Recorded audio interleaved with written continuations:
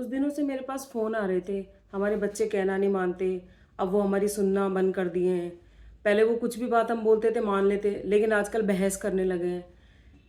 Teen age 13 से 19 साल के बच्चे, बहुत ही सेंसिटिव एज, जिनकी कंप्लेंट्स पेरेंट्स के पास से मेरे पास आ रही है कि उनके बच्चे कहना नहीं मान रहे हैं। लेकिन जो पेरेंट्स ये कंप्लेंट कर रहे हैं वो समझ नहीं पा रहे हैं कि वो बच्चे जो टीन एज का सामना कर रहे हैं उनके मन में क्या भाव चल रहे हैं, उनके मन की क्या भावनाएं हैं, वो क्यों नहीं आपका कहना मान रहे, क्यों नहीं आपकी बात को समझ रहे। जो बच्चे एक बार में आपकी बात सुनते थे उन्होंने आपकी बात को सुनना क्यों बंद कर दिया है। तो दोस्तों, आज के हमारे इस वीडियो का सब्जेक्ट है टीनेज बच्चे और माता पिताओं की समस्या और समाधान, क्यों उनमें आपस में तालमेल नहीं बैठ पा रहा है। तो जैसा कि आप सभी जानते हैं, मैं हर मंगलवार और शुक्रवार पारिवारिक और सामाजिक विषयों पर वीडियो लेकर आती हूँ। मेरा वीडियो हमेशा उन सब्जेक्ट पर बेस होता है जो लोगों की प्रेजेंट सिनेरियो में समस्याएं होती है या चली आ रही हैं और वो उसको फेस कर रहे हैं, उनके पास उनका कोई समाधान नहीं होता। लोग मुझे कमेंट कर बताते हैं कि मैं ऐसे विषयों पर वीडियो बनाऊं। तो आज मैं जो वीडियो बना रही हूँ वो इसीलिए बना रही हूँ क्योंकि मेरे पास कुछ लोगों के फ़ोन आए और उन्होंने मुझसे रिक्वेस्ट की कि मैं इस सब्जेक्ट पर वीडियो बनाऊं कि बच्चों टीनेज बच्चों और उनके बीच में तालमेल कैसे बैठाया जाए।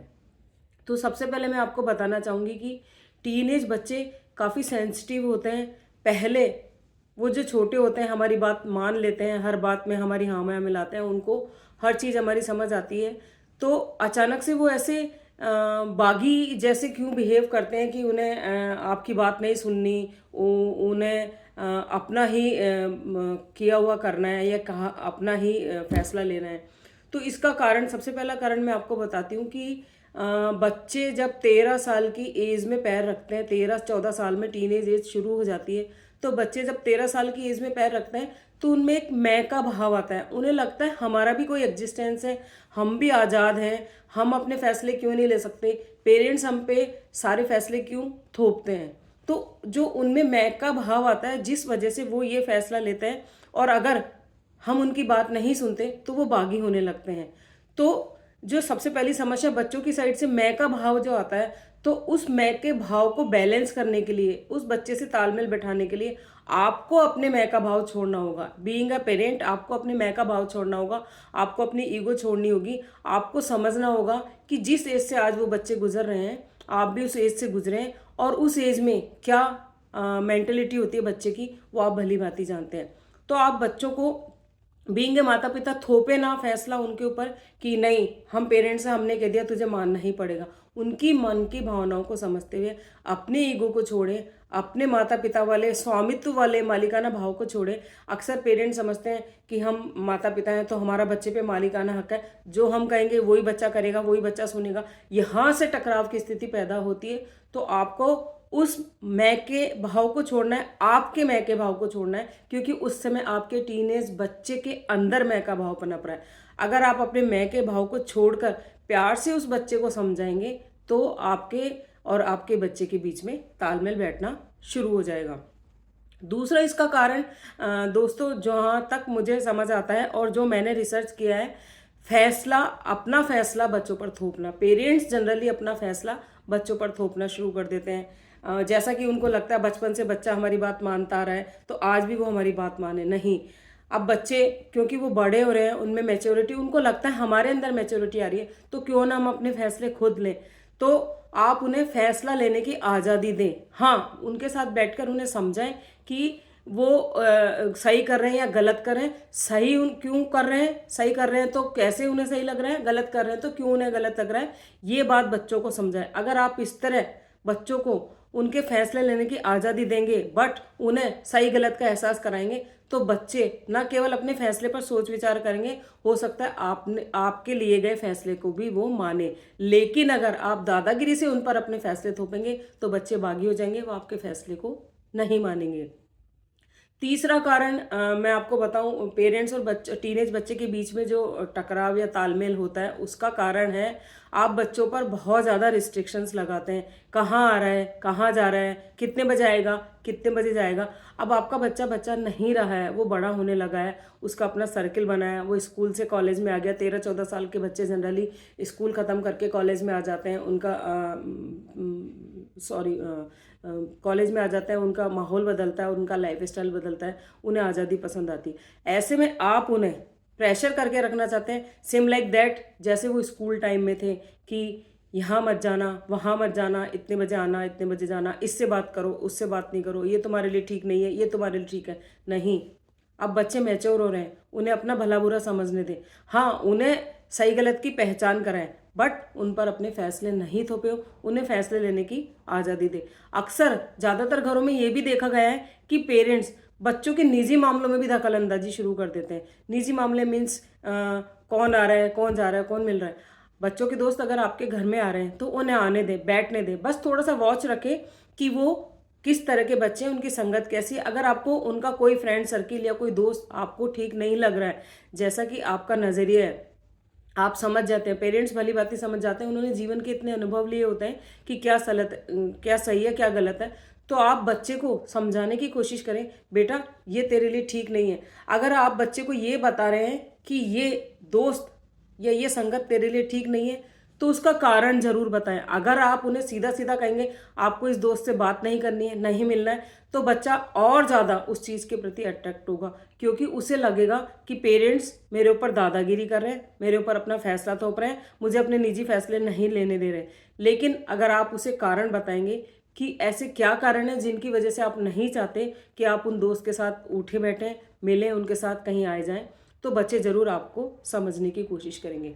इसके अलावा आप हमेशा उन्हें टोका टाकी करते हैं। बच्चों को टोका टाकी इस उम्र में बिल्कुल नहीं पसंद आती। मोबाइल क्यों चला रहा है, क्या देख रहा है, सारे दिन इंस्टाग्राम पर लगा रहता है, फ़ोन चलाता रहता है, कहना नहीं सुनता। समझाने के तरीके और भी हैं। आप उन्हें इस तरह टोका टाकी करने के बजाय, डांटने के बजाय प्यार से समझा सकते हैं, बेटा सारा दिन मोबाइल चलाना ठीक नहीं है और आप अपने करियर पर फोकस करो। अगर मोबाइल चलाओगे तो करियर में कुछ नहीं कर पाओगे, जो कि आपके भविष्य के लिए ठीक नहीं है। तो उन्हें उनके भविष्य का वास्ता देते हुए अगर आप समझाने की कोशिश करेंगे, तो I am very much sure कि आपका बच्चा समझने की कोशिश करेगा। इसके अलावा 13 से 19 साल की उम्र, जो टीनेज की उम्र होती है, आप खुद जानते हैं ये बात बीइंग अ पेरेंट, कि बच्चों के हार्मोनल चेंज होते हैं। इस एज में आते आते बच्चों के हार्मोनल चेंज होते हैं, फिजिकल बदलाव होते हैं। फिजिकल बदलाव की वजह से उनके मानसिक संतुलन ऊपर नीचे होता है, मानसिक प्रभाव पड़ता है। तो उनके इस फिजिकल बदलाव में उनको सहयोग कीजिए, समझाइए, बेटा हो चाहे बेटी हो, उन्हें इस बदलाव के बारे में बताइए, पास बिठाकर प्यार से समझाइए। ये एज ऐसी होती है कि बेटा इसमें ये सब होता है। तो शारीरिक बदलाव से जो उनमें मानसिक असंतुलन आता है, वो उस असंतुलन को बैलेंस करने की कोशिश करेंगे। अगर वो मानसिक रूप से संतुलित रहेंगे तो वो आपकी बात भी सुनेंगे और आपको फॉलो भी करेंगे। इसके अलावा सबसे बड़ा कारण जो पेरेंट्स और बच्चों के बीच में टकराव का होता है, वो होता है फाइनेंस। बच्चे, आप जब बच्चा छोटा होता है, आप कुछ भी दे के उन्हें बहला देते हैं, 10 रुपये दिए, 20 रुपये दिए, 50 रुपये दिए, और वो बच्चा मान भी लेता है। उन्हें छोटा खिलौना दिया, बड़ा खिलौना दिया, बहला दिया, फुसला दिया। लेकिन जब बच्चे बड़े होते हैं तो उन्हें अपना आज़ादी चाहिए होती है, उन्हें लाइफ स्टाइल चाहिए होता है, दोस्तों के साथ घूमना फिरना, मौज मस्ती करना। तो आप उन्हें एकदम से ये नाहक ना कहें कि पैसे बर्बाद करने लगा, ये करने लगा, वो करने लगा। बजाय उसके उन्हें पैसों की वर्थ समझाए, वैल्यू समझाए कि बेटा किस तरह पैसा कमाया जाता है, उन्हें हमें कैसे खर्च करना चाहिए। अगर आप उन्हें डायरेक्ट ये शो करने की कोशिश करेंगे कि आप उन पे आर्थिक कंट्रोल कर रहे हैं, तो वो आपसे चिढ़ने लगेंगे और उन्हें लगेगा कि आप खुद तो अपनी मनमानी करते हैं, लेकिन आप उन्हें अपनी मनमर्जी नहीं करने देते। तो उन्हें पैसों की वर्थ समझाएं, लेकिन उन पर आर्थिक कंट्रोल ना लगाएं। उन्हें अपनी बजट और सुविधा के हिसाब से पैसे दें, लेकिन उन्हें यह समझाएं कि कहाँ उन्हें खर्च करना है और कहाँ उन्हें खर्च नहीं करना है। तो दोस्तों, पेरेंट्स और टीनेज बच्चे के बीच में बहुत सारी समस्याएं आती है। इसके अलावा बच्चे लेट नाइट तक बाहर जाना पसंद करते हैं, उन्हें घूमना अच्छा लगता है। आप चाहते हैं कि वो आपके साथ ही जाए, बच्चा जैसे पहले रहता था आज भी वैसा ही रहे, वो 7 बजे घर के अंदर आ जाए। नहीं, अब वो बड़े हो रहते हैं, कॉलोनी में उनका फ्रेंड सर्कल बढ़ता है, या वो बाहर मूव पसंद करते हैं, दोस्तों के साथ जाना मूव पसंद करते हैं, तो आप उन्हें फ्रीडम दें। बस उन्हें सेफ्टी पॉइंट समझाएं कि आप बाहर जाएं, घूमें फिरें, मौज मस्ती करें, परंतु अपनी सेफ्टी का ध्यान रखें। और आप उन पे कंट्रोल इसलिए लगा रहे हैं क्योंकि आपको उनकी सेफ्टी की चिंता है, ना कि बीइंग ए पेरेंट आप उन पर दादागिरी कर रहे हैं या उन पर अपनी मनमानी थोप रहे हैं। तो दोस्तों, बहुत सारे ऐसे कारण होते हैं जिनकी वजह से पेरेंट्स और टीनेज बच्चों के बीच तालमेल नहीं बैठ पाता, मनमुटाव बढ़ता है और डिस्टेंस पैदा होती है। तो आप उस डिस्टेंस को कम करने के लिए बच्चों के साथ रेगुलर संवाद करें, उन्हें बिठाएं, उन्हें अपने पास बिठाकर बातचीत करें, पूरा दिन का ब्यौरा उनका सुने और उनमें डर ना पैदा होने दें। आप उनसे दोस्त की तरह ही बिहेव करें। अगर आप उनमें डर पैदा कर देंगे तो अपने मन की बात आपको बिल्कुल भी नहीं बताएंगे, साथ ही वो आपसे डरने लगेंगे। हो सकता है कुछ गलत भी कर दिया हो तो वो आपको बताने से डरेंगे और किसी बड़ी मुश्किल में फंस सकते हैं। अगर आप उनसे दोस्त की तरह बिहेव करेंगे, उन्हें समझाने की कोशिश करेंगे कि बेटा क्या सही है क्या गलत है, और अगर गलत हो भी गया है तो मैं तेरे साथ खड़ा हूँ, बीइंग ए पेरेंट मैं तेरे साथ हूँ, ठीक है तुझसे गलती हो गई, आगे से ध्यान रखना ऐसी गलती नहीं हो। और उस समय अगर बच्चा कोई गलती कर देता है या उससे जाने अनजाने कोई अपराध हो जाता है तो आप उसे मारने पीटने के बजाय, गालियां देने के बजाय प्यार से उसके साथ खड़े रहें, उसकी मदद करें। हाँ, मदद करने के बाद उस पर एहसान नहीं थोपे कि मैंने तेरी मदद की है, मैंने तूने ये गलत कर दिया था, मैंने तुझे इस चीज़ से बाहर निकाला, उस पर एहसान ना थोपे, मदद करें और बाहर निकल जाए। बच्चों को खुद सोचने समझने का मौका दें कि उनसे क्या गलती हुई थी। और फिर भी पेरेंट्स का इतना विरोध करते हैं, पेरेंट्स की बात नहीं सुनते, उनका कहना नहीं मानते, उनसे ये गलती हो गई, फिर भी पेरेंट्स उनके साथ खड़े थे, मजबूती से उनके साथ खड़े थे और उस समस्या से उनको बाहर निकालना है। तो ये चीज़ बच्चों को स्वयं आकलन करने दें, स्वयं सोचने दें, स्वयं समझने दें। आप अपना उन पर बिल्कुल भी नहीं थोपे।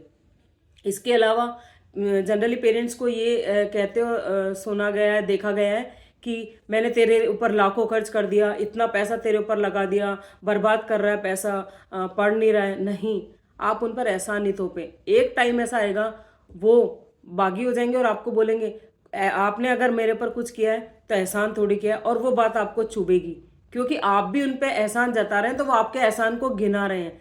आप उन्हें समझाने की कोशिश करें, हम कितनी मुश्किल हालात में तुम्हारे लिए मेहनत कर रहे हैं, कमा रहे हैं ताकि तुम्हारा भविष्य बन सके। आप अगर इस तरह उन्हें समझाएंगे तो वो ज़रूर समझने की कोशिश करेंगे।